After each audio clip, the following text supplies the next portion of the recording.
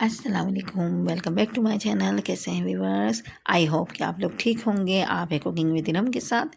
और आज हम बड़ी ही मज़ेदार और कमाल की रेसिपी लाए हैं। आज हम बनाएंगे हैदराबाद का कचूमर रायता, जिसको आप हैदराबाद की कचूमर चटनी भी कह सकते हैं, टमाटर की चटनी भी कह सकते हैं और टमाटर का रायता भी कह सकते हैं।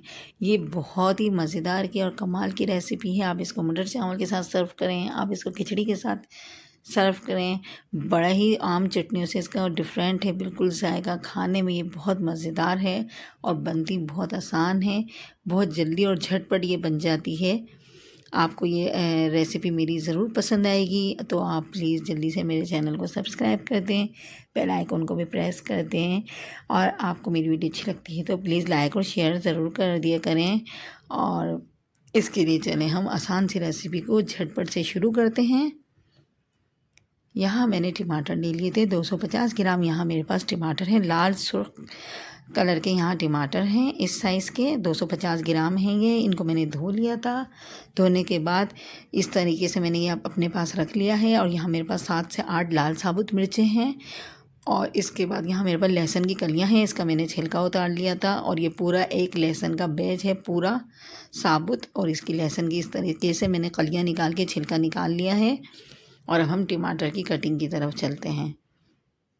टमाटर हमें काटने हैं क्योंकि हमने इसको थोड़ा पकाना है, सॉफ्ट करने हैं हमने इसको पका के, तो इसलिए इसकी कटिंग कर लेते हैं। सबसे पहले रफली से इसकी कटिंग होगी किसी भी अंदाज में आप इसकी कटिंग कर सकते हैं।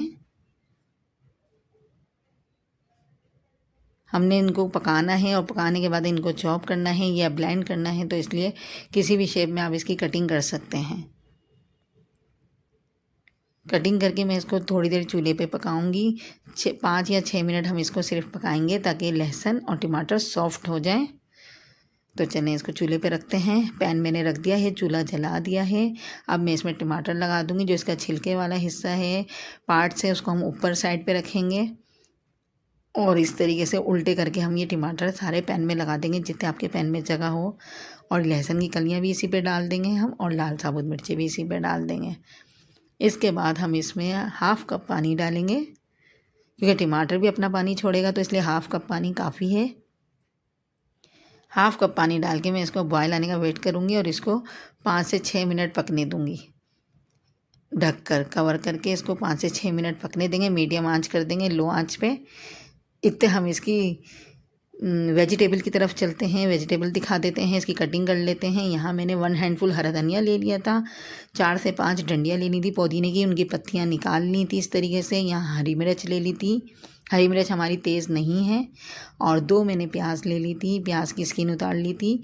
और 1 खीरा ले लिया था। इन सबको मैंने चॉप करना है बारीक। अगर आपके पास चॉपर नहीं है तो आप हाथ से चॉप कर लें, हाथ से यानी कि छुरी से कटिंग कर लें। और हरा धनिया पुदीने को हम छुरी से काटेंगे और बाकी चीज़ें हम चॉपर में चॉप करेंगे, क्योंकि बिल्कुल कचूमर करना है चीज़ों को। तो हम चॉपर में आराम से ये कचूमर हो जाएंगी, आराम से कट जाएंगी। और हरा धनिया पुदीना हम इसी तरीके से छुरी से काट लेंगे बारीक बारीक। सब चीज़ें इसमें बस बारीक बारीक ही चाहिए हमें। तो इस तरीके से हम इसकी कटिंग कर लेंगे। चॉपर नहीं है तो बहुत आसानी से आप हाथ से छुरी से इसकी कटिंग कर सकते हैं। बस ये याद रहे, फ़ाइन हमने चॉप करना है सब चीज़ों को। धनिया पुदीना हो गया है। अब मैं प्याज कर लेती हूँ। प्याज देखें इस तरीके से मैंने बारीक चॉप की है। इसी तरीके से हम खीरा और हरी मिर्च भी चॉप कर लेंगे। एक एक करके करेंगे ताकि सब चीज़ें अलग अलग रहें, मिक्स नहीं हों ये चीज़ें, क्योंकि रायते में हमने अपने हिसाब से ये चीज़ें डालनी हैं। तो इसलिए सब चीज़ों को हम अलग अलग ही चॉप करके रखेंगे। अब यहाँ हरी मिर्च और खीरा भी हम चॉप कर लेंगे। बिल्कुल ही बारीक नहीं हो, वह इतना हो कि चंक्स आपको हर चीज़ के नज़र आए। हरी मिर्च भी यहाँ पर हो गई है। सारी वेजिटेबल हमने यहाँ चॉप करके रख ली थी। अब हम टमाटर देख लेते हैं इतनी देर में। ये देखें टमाटर इतने सॉफ्ट हो गए हैं कि इनका छिलका खुद ही देखें रिमूव हो जाएगा आसानी से। सारे छिलकों को हम निकाल देंगे, डिस्कार्ड कर देंगे।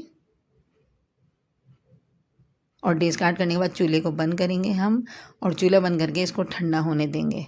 इसके ठंडा होने पे मिलते हैं, क्योंकि हमने इसको गरम गरम चॉप नहीं करना। इसको ठंडा होने के लिए टाइम देंगे, 5 से 6 मिनट लगेंगे ठंडा होने में। पानी इतना ही रहना चाहिए इसमें। चूल्हा बंद करके इसको उतार लेंगे। اب یہاں دیکھیں ٹھنڈا ہو گیا ہے. اب آپ چاہیں تو اس پوائنٹ پہ پوٹاٹو میشر سے بھی اس کو میش کر سکتے ہیں, بلینڈ بھی کر سکتے ہیں, لیکن مجھے تھوڑے چنکس چاہیے اس میں ہر چیز کے, لہسن اور ٹماٹر کے بھی, تو میں چاپ کروں گی چاپر میں. دیکھیں چاپر میں نے یہاں ٹماٹر, لہسن اور وہ ڈال دیے ہیں, لال مرچیں. اب یہاں 2 ٹی اسپون میں گڑ ڈالوں گی. گڑ کا میں نے چورا کر لیا تھا. اگر آپ کے پاس گڑ نہیں ہے تو آپ اس میں 2 ٹیبل اسپون شوگر پاؤڈر بھی ڈال سکتے ہیں, رفلی چینی جو ہوتی ہے اس کو پیس کے بھی ڈال سکتے ہیں. باقی یہاں کچھ اسپائسیز ڈالیں گے ہم. 2 ٹی اسپون یہاں پر 1 ٹی اسپون کالا نمک ہے, 1/4 ٹی اسپون سفید نمک ہے, 1 ٹی اسپون بھنا کٹا زیرہ ہے, اور 1/4 ٹی اسپون کشمیری لال مرچ پاؤڈر ہے. کشمیری لال مرچ پاؤڈر میں صرف کلر کے لیے ڈالنی ہے, آپشنل ہے, آپ چاہیں تو ڈالیں چاہیں تو نہیں ڈالیں, کیونکہ ٹماٹر کا اتنا اچھا کلر آیا ہے اس میں, تو اس میں ہمیں کشمیری مرچوں کی ضرورت نہیں ہے.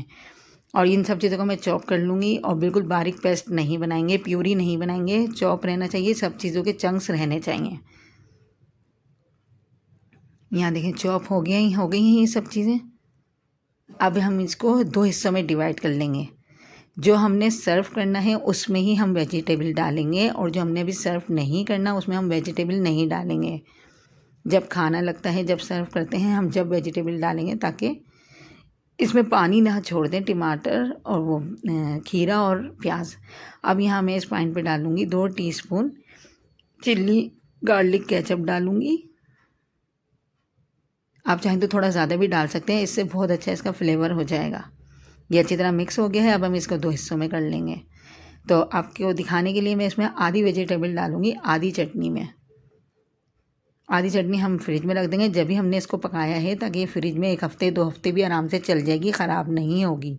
جب آپ کو سرو کرنا ہو جھٹپٹ آپ ویجیٹیبل ڈال کے اس کو سرو کر سکتے ہیں. تو اب اس لیے ہم آدھی ہی دکھائیں گے آپ کو. اس میں ویجیٹیبل بھی آدھی آدھی ڈال دوں گی, اور ویجیٹیبل تو اسی وقت کاٹنی ہے جس وقت ہم چٹنی کو سرو کریں گے. چٹنی پہلے سے ویجیٹیبل کاٹ کے نہیں رکھیں گے چٹنی کے لیے.